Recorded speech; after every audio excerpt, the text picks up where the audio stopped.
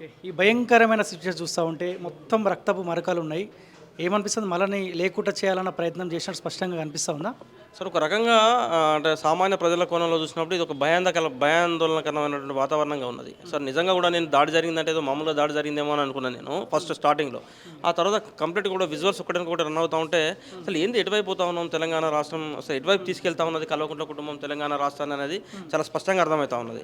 సరే కల్వకుంట్ల చంద్రశేఖరరావుకు రాజ్యాంగం పైన విశ్వాసం ఉన్నది, ప్రజాస్వామ్యం పైన విశ్వాసం ఉన్నది అని అనుకున్నాం కానీ తన పిల్లలను ఇట్లా రౌడీలుగా, గుండాలుగా పెంచి తెలంగాణ సమాజంపై వదులుతారేమో అని అంటే ఆ రకమైనటువంటి ఫీలింగ్ లేకపోయా.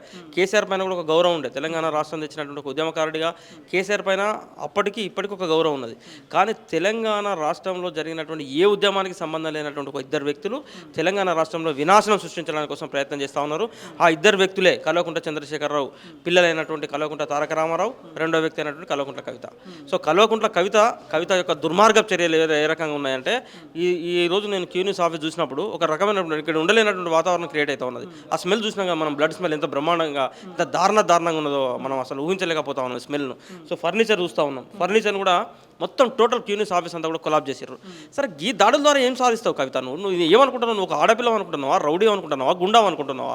కొంతమందిని జాగృతి పేరుతో ఈ బ్లేడ్ బ్యాచ్ని, కొంతమందిని అదేవిధంగా గంజాయి బ్యాచ్ని, తర్వాత ఈ మద్యం బ్యాచ్ని సో పొద్దున 7:30-8 గంటలకు వాళ్ళని అడగోలుగా మద్యం తాగించి ఆఫీస్ పైన దాడిలోకి పంపిస్తే ఎటువైపు తీసుకెళ్తావు?